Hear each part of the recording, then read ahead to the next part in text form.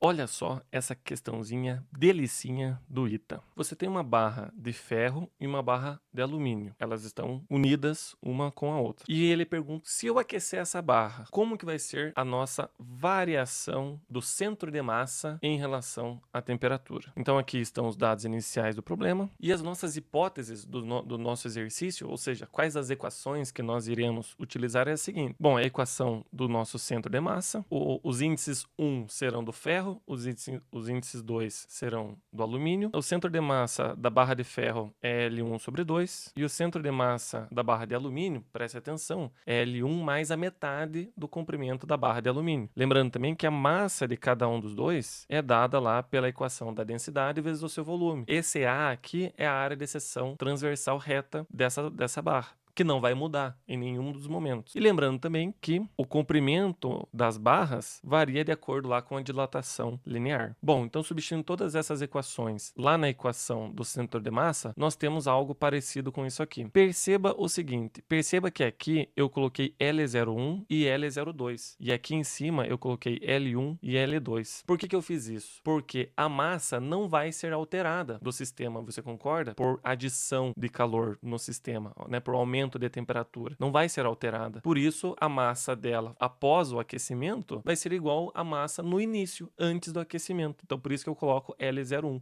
E isso nos facilita para fazer a conta. Realizando essa conta, a gente vai chegar numa equação parecida com essa aqui, ou seja, na forma dessa aqui, em que nós teremos o centro de massa inicial mais o coeficiente angular. Esse aqui então é o nosso coeficiente angular, né, que é justamente o que nós queremos, vezes a variação de temperatura. Leve em conta o seguinte, que todos os termos de α1 ao quadrado, α2 ao quadrado, α1 vezes α2 serão ignorados, porque esses termos serão da ordem de 10 elevado a menos tanto lá. Realizando então essa equação, a gente tem uma expressão lá para o y0, que não necessariamente precisa nós fazermos isso, né?